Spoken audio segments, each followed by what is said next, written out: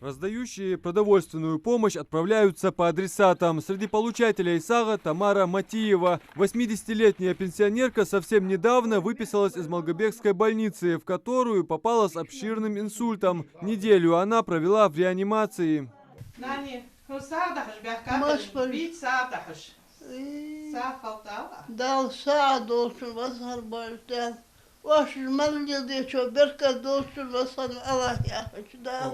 Благотворительная акция продолжилась уже в гостях у Аси Танкиевой. Ее мужа уже нет в живых, воспитывает внуков. Ася не может много ходить из-за боли в ногах. Эти обстоятельства привнесли массу неудобств в повседневную жизнь. При этом нет и постоянного источника дохода.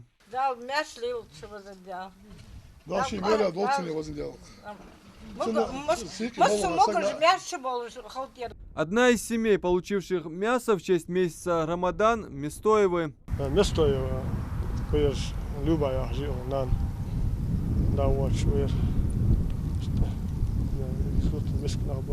Встречает гостей следующий адресат Исрапил Миржоев.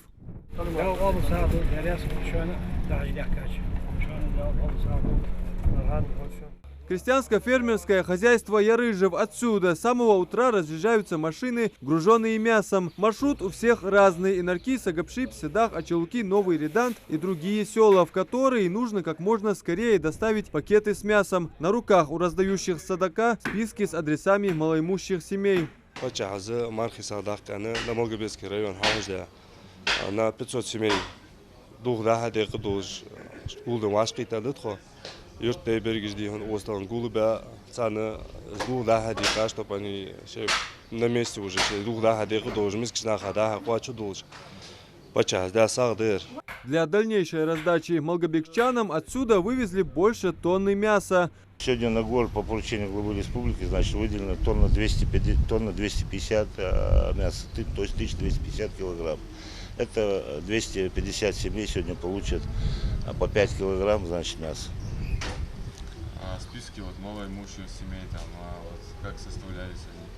Они у нас стоят на учете, эти люди.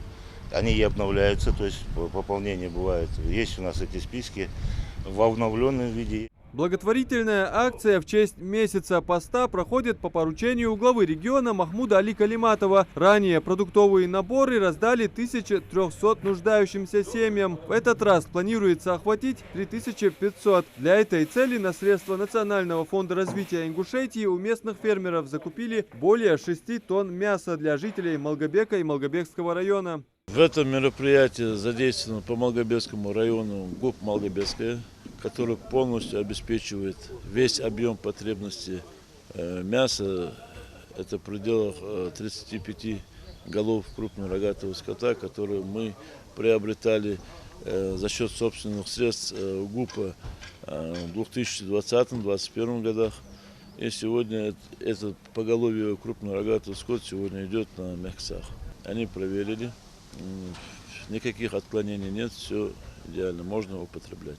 Это был первый день акции «Мягкосах». Она еще продолжится, пока каждый нуждающийся не получит положенную ему продовольственную помощь. Адам Мережков, Хамзат Халухоев, Новости 24.